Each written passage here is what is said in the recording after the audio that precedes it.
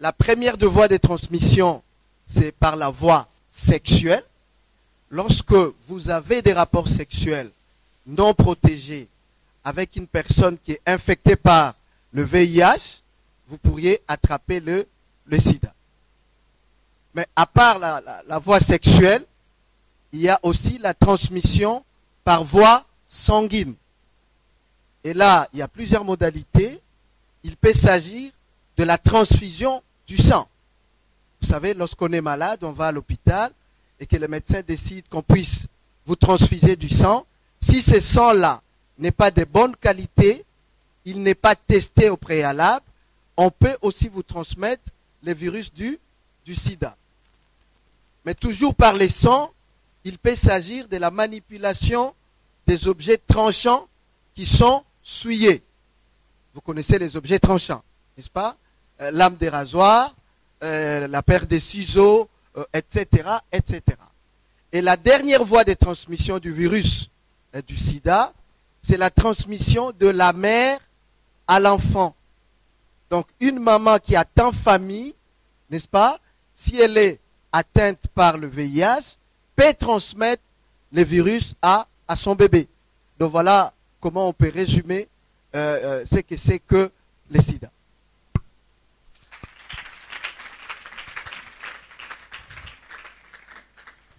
Merci, docteur Mboyo. Merci beaucoup. Nous reviendrons à vous. D'ailleurs, avant d'avancer, je vais juste demander, est-ce que vous avez des questions au docteur Mboyo? Une question. Voilà. Allez-y.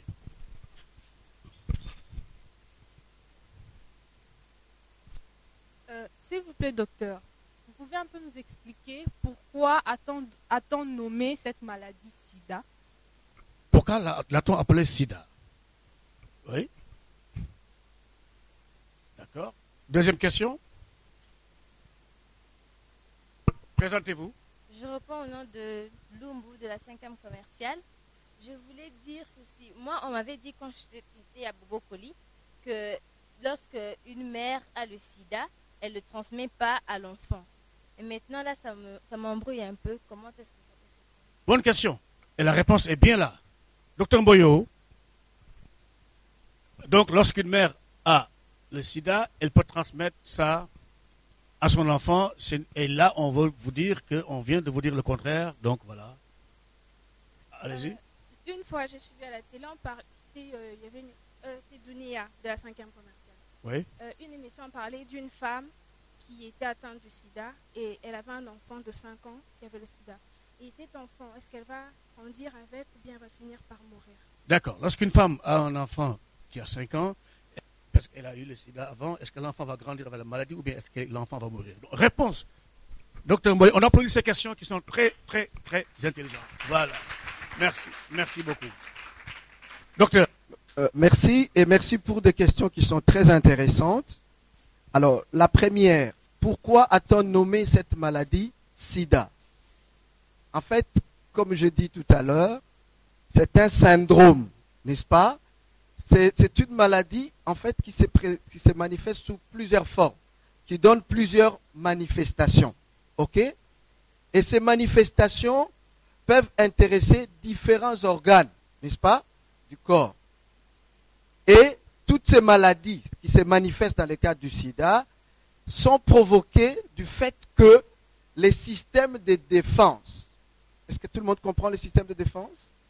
Hein, c'est un peu comme les systèmes respiratoires, les systèmes digestifs, les systèmes nerveux, etc. Et nous avons aussi les systèmes de défense, les systèmes qui nous permettent de faire face aux microbes et autres agressions. Donc la plupart des manifestations dues au sida viennent du fait que ce système est affaibli. C'est pourquoi on parle des syndromes, parce qu'il y a beaucoup de maladies qui se manifestent parce que le système de défense est déficient. C'est comme ça qu'on parle de syndrome d'immunodéficience acquise. Alors, disons un mot par rapport à acquise. Acquise, ça veut dire ce n'est pas héréditaire. Et c'est très important.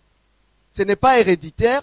On ne peut pas dire j'ai le sida aujourd'hui parce que papa, maman avaient le sida, les grands-pères avaient le sida, voilà pourquoi nous dans la famille, nous avons le sida. C'est très important. Donc c'est une maladie qu'on acquiert du fait d'un certain comportement. Est-ce que, donc vous avez fait S pour système, Voilà. I, vous avez compris? Voilà. J'ai expliqué en fait les sigles. Voilà. Alors, notre collègue dit que une femme qui attend famille, elle a appris qu'elle ne pouvait pas transmettre le virus à son bébé. C'est faux.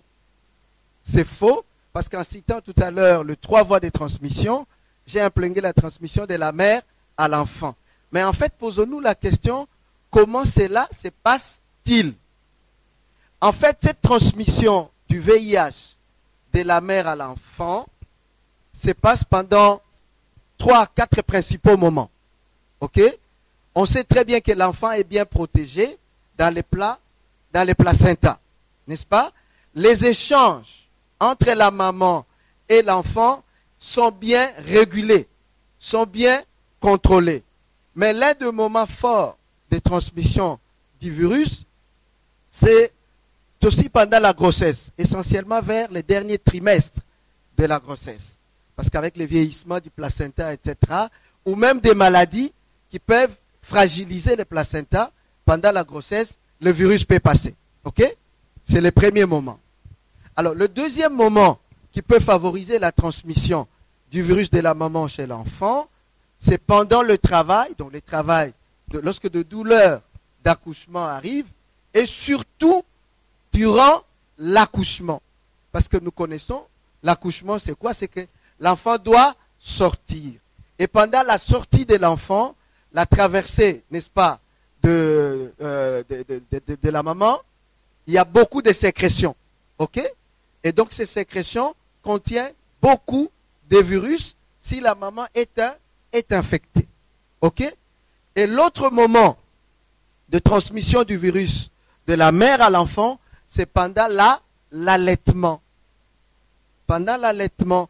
Parce que le lait maternel, un peu comme le sang, contient beaucoup de quantités de virus lorsque la maman est infectée.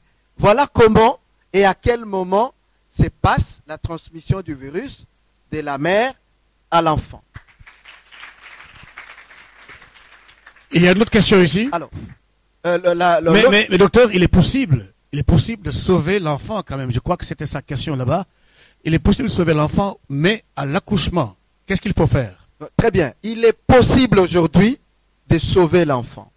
Qu'une femme séropositive, une femme qui a le virus dans son corps, puisse donner naissance à un enfant sain, qui n'attrape pas les virus. Hein? Il y a des programmes, c'est ce qu'on appelle la PTME, hein? Prévention de la transmission mère-enfant du VIH. Alors, qu'est-ce qu'il faut faire? Ce qu'il faut faire, c'est qu'il faut encourager les mamans à aller suivre les consultations prénatales, qu'on appelle des CPN, dans des maternités ou dans des centres de santé. À ce niveau-là, on donne des conseils, on sensibilise la maman et on lui propose les tests du VIH. Et lorsque la maman passe son test du VIH, et si on trouve qu'elle est atteinte, elle a le virus du sida, et donc la maman va être suivie par les médecins, par les infirmières, etc. Et à la maman, on donnera des médicaments qu'on appelle les antirétroviraux, les ARV. Et les ARV vont empêcher, n'est-ce pas, la transmission du virus à l'enfant pendant ces différents moments. Alors, la dernière question, c'était si l'enfant avait déjà 5 ans.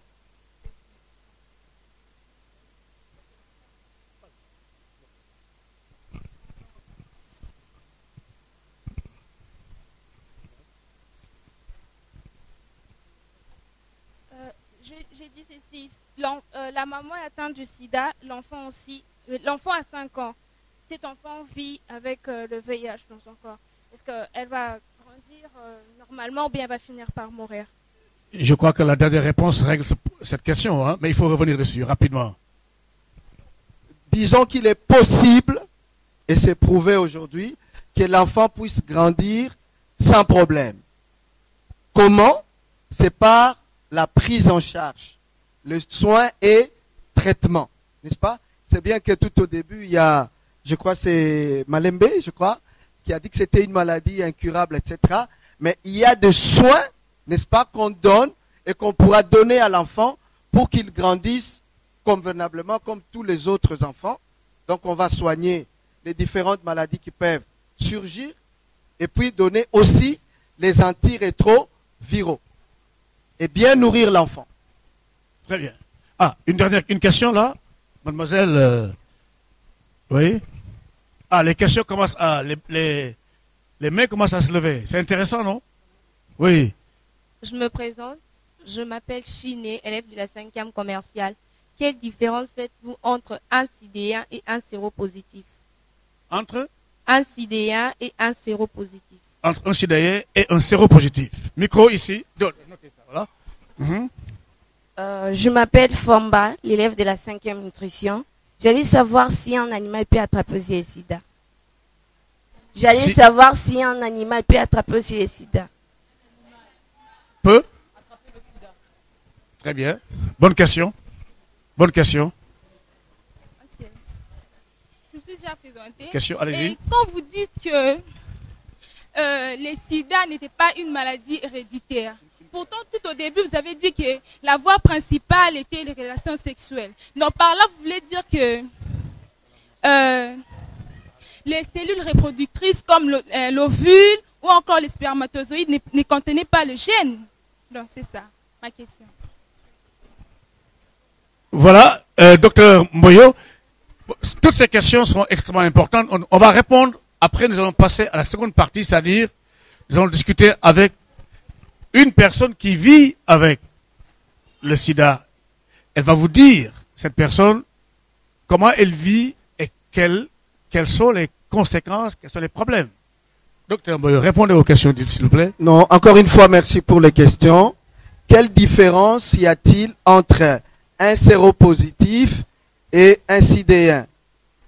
Alors, les séropositifs, n'est-ce pas, c'est quelqu'un, c'est une personne, n'est-ce pas, qui a le virus dans son corps, dans son organisme, mais qui n'est pas forcément malade. Ok? Est-ce qu'on comprend la nuance? Je répète. Je dis, un séropositif, c'est une personne qui a le virus, qui est infecté et qui a le virus dans son corps. Et qui n'est pas forcément malade. Parce qu'on peut avoir le virus dans son corps et être apparemment sain, tel que nous sommes là, et ne pas être malade. Donc, ce qu'on appelle sidéen, etc., c'est quelqu'un qui a le virus dans son corps et qui en est malade. Un malade, c'est celui qui fait de la fièvre, c'est celui qui fait de la toux, c'est celui qui présente beaucoup de manifestations qui traduisent en fait que son système de défense est vraiment affaibli. Donc voilà la différence. C'est clair? Très bien. Alors, est-ce qu'un animal peut-il attraper le sida? Alors, nous avons dit VIH veut dire virus de l'immunodéficience humaine. Pourquoi on insiste sur humaine? Mais c'est tout simplement parce que ce virus ne provoque les maladies ou la maladie sida que chez l'être humain. Et donc, l'animal, on peut provoquer, n'est-ce pas, l'infection sans qu'il développe la maladie. Voilà. Merci. Merci, docteur.